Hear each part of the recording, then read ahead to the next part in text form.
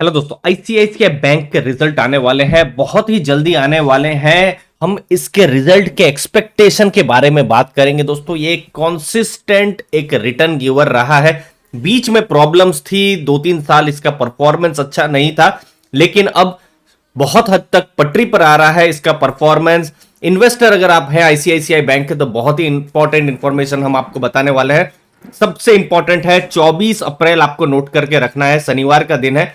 उस दिन board meeting होने वाली है और बोर्ड मीटिंग को क्या होगा, Q4 के जो रिजल्ट है वो डिक्लेयर होने वाले हैं। मैं या Q4 लिख देता हूं, और जो पूरा साल का कैसा परफॉर्मेंस रहा है वो भी डिक्लेयर होगा। और यही नहीं, इसके साथ साथ आईसीआईसीआई बैंक डिविडेंड को भी डिक्लेयर करने वाली है। दोस्तों, अब मैं आपको बताता हूं डिविडेंड का किस हिसाब से पास्ट में आईसीआईसीआई बैंक ने डिविडेंड दिया है अपने जो इन्वेस्टर्स हैं। अब देखिए, ये 2019 जुलाई की बात है, ₹1 पर शेयर का डिविडेंड है। अब देखिए 2021 चल रहा है, 2020 में डिविडेंड नहीं दिया था, और इनफैक्ट किसी भी बैंक ने डिविडेंड नहीं दिया था दोस्तों, क्योंकि आरबीआई ने कहा था बड़ा पेंडेमिक आया हुआ है, अनसर्टेनिटी है, क्या होगा हमको नहीं पता है, तो आप लोग पैसा बचा के रखिए, आप लोगों को डिविडेंड नहीं देना है। तो ऐसा करके हमने देखा था 2020 में, तो वो एक चीज हुई थी।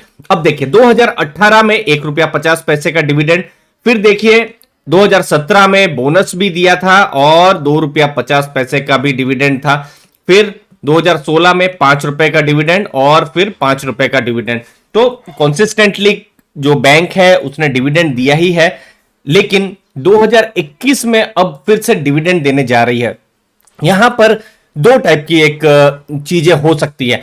पहला कि इन्वेस्टर एक्सपेक्ट कर सकते हैं कि उनको ज्यादा डिविडेंड मिले, क्योंकि पिछले साल भी डिविडेंड नहीं मिला था। लेकिन दूसरी तरफ हम एचडीएफसी बैंक जैसा भी देख सकते हैं, जहां पर अच्छा खासा उन्होंने प्रॉफिट किया है, अच्छा खासा उन्होंने बिजनेस किया है, लेकिन उसके बावजूद भी बोर्ड ऑफ डायरेक्टर्स ने कहा है कि हम इस साल भी जो है डिविडेंड नहीं देंगे। ये एचडीएफसी बैंक के लिए, जो इन्वेस्टर्स है उनके लिए, मतलब 2 साल कंटिन्यूअसली एचडीएफसी बैंक डिविडेंड नहीं दे रही है। पहला साल तो आरबीआई ने मना किया था, और इस साल भी क्यों नहीं दे रही है, क्योंकि अनसर्टेनिटी है, उनको भी पता नहीं है कि अब ये जो सेकेंड वेव आई है वो कैसा बिहेव करेगी। तो आईसीआईसीआई बैंक के जो बोर्ड ऑफ डायरेक्टर्स है वो कितना डिविडेंड देते हैं, जितना वो सोच रहे थे उससे कम देते हैं, या जितना सोच रहे थे उतना ही देते हैं, हमको उस दिन 24 तारीख को पता चलेगा। लेकिन इन्वेस्टर के लिए इंपॉर्टेंट न्यूज है कि डिविडेंड तो मिलने ही वाला है। दोस्तों, अब देखिए आगे आईसीआईसीआई बैंक ने अपने इन्वेस्टर्स को किस हिसाब से पैसे कमा के दिए हैं। ये अगर आप देखेंगे, पिछले 5 साल का डेटा है, आप देख सकते हैं स्टॉक प्राइस ₹200 के आसपास था, और अभी ऑलमोस्ट 3 गुना हो गया है, ₹560 के आसपास है। तो 5 साल में इसने, अगर आपने ₹1,00,000 लगाया है तो 1,00,000 का 3,00,000 किया हुआ है। तो मैं यहां 3x लिख देता हूं, मतलब 3 गुना आपको रिटर्न दिया है। बहुत ही अच्छे इसने एक अपॉर्चुनिटी दी थी जब स्टॉक बिलो 300 के आसपास आ गया था, पिछले साल मार्च अप्रैल में, जब मार्केट बिल्कुल पैनिक में गिरी थी। और उसके बाद भी अगर आप देखेंगे तो स्टॉक डबल हो गया है। अब देखिए स्टॉक जब भी ये जो कोविड की जब भी ये जो वेव आ रही है, तो बैंकिंग स्टॉक्स में बहुत ज्यादा फर्क पड़ रहा है। ये आपने चीज को देखा होगा। रीजन भी है, क्योंकि अगर ये सब लॉकडाउन्स होते हैं तो बिजनेसेस पर इफेक्ट पड़ता है। बिजनेसेस पर इफेक्ट पड़ेगा तो फिर उनको भी लोन सर्विस करनी पड़ती है, तो उनके लिए लोन देना भी मुश्किल हो जाएगा। लोन का पैसा जो है, जो किस्तें हैं, ईएमआई है, हफ्ते हैं, उनको देना भी मुश्किल हो जाएगा। तो ये एक चीज होती है, थोड़ा सा तकलीफ हो जाती है। तो मैनेजमेंट की क्या कमेंट्री रहती है वो समझेंगे दोस्तों, कि 24 तारीख को कि क्या आईसीआईसीआई बैंक की रणनीति है। फिलहाल ₹560 के पास आपको आईसीआईसीआई बैंक का स्टॉक जो है ट्रेड करता हुआ मिलेगा। अब क्या क्या एक्सपेक्टेशंस है, तो उससे पहले मैं आपको एक रिकैप करवा दूं, Q3 का रिजल्ट कैसा था। देखिए बहुत ही अच्छा रिजल्ट था Q3 का, अच्छा खासा ग्रोथ हुआ था, 19% का प्रॉफिट ग्रोथ हुआ था, जो कि लगभग जो एचडीएफसी बैंक है उसका भी उस हिसाब से ही उतना ही ग्रोथ है दोस्तों। प्रॉफिट ग्रोथ अगर आप एचडीएफसी का भी देखेंगे तो नेट इंटरेस्ट इनकम जो है वो भी 16% हुआ था। और जो भी खराब होना था आईसीआईसीआई बैंक को लेकर, वो 4-5 साल पहले सब हो चुका था, क्योंकि वहां पर वो बड़े बड़े जो लोन्स थे वो उसके पैसे वापस नहीं आए थे। तो वो जो चीज होनी थी वो हो चुकी थी। तो बहुत हद तक क्लीन हो चुकी है आईसीआईसीआई बैंक की जो बैलेंस शीट है, और हमने नए नए टारगेट भी देखे हैं। किसी ने 700-800 रुपए तक के भी टारगेट हमने किसी ब्रोकरेज हाउस के देखे थे।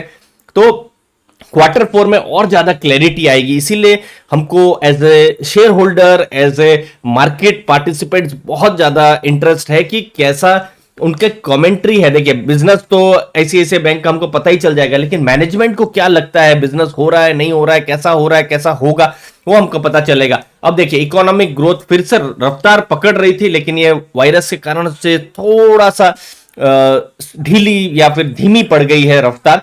तो ये भी बताया जाएगा, हमको पता चलेगा। ब्रोकरेजेस की क्या रिपोर्ट होगी, आज ही हमने एचडीएफसी बैंक के रिजल्ट को हमने डिटेल में देखा है, आप हमारे चैनल में देख सकते हैं। नए टारगेट्स, ब्रोकरेजेस ने क्या कहा है, क्या रिसर्च है, क्या एनालिसिस है, वो सब आपको एक ही जगह में मिल जाएगा, आप देख सकते हैं। तो सेम चीज हम आईसीआईसीआई बैंक पर भी हम वो चीज करने वाले हैं। एनपीए को भी देखेंगे, एनआईआई है, प्रॉफिट्स है, उनको तो हम देखेंगे, लेकिन डिपॉजिट्स कैसे बढ़े हैं, लोन कैसी बढ़ी है, और लोन बढ़ गई है तो फिर एनपीए क्या बढ़े हैं या फिर एनपीए कंट्रोल में है, ये सब जो चीजें हैं इंपॉर्टेंट हम देखेंगे। ग्रोथ के जो पैरामीटर से देखेंगे तो उससे हमको भी पता चलेगा कि बैंक ठीक डायरेक्शन में जा रही है या फिर थोड़ा सा पेन भविष्य में देखने को मिलेगा दोस्तों। तो ये कुछ इंपॉर्टेंट चीजें थी आईसीआईसीआई बैंक को रिजल्ट को लेकर। आपको, मुझे उम्मीद है, वैल्यू मिली होगी। अगर आप बिगनर है तो कुछ नया सीख के जरूर गए होंगे इस वीडियो से। वीडियो अच्छा लगा तो जरूर लाइक शेयर सब्सक्राइब कीजिए। अगर आपने अभी तक अपना डीमैट अकाउंट नहीं ओपन करवाया है तो नीचे लिंक दी हुई है, वहां से आप ऑनलाइन आधे घंटे के अंदर अपना अकाउंट ओपन भी कर सकते हैं दोस्तों। आपके समय के लिए दोस्तों बहुत बहुत धन्यवाद। थैंक यू वेरी मच दोस्तों।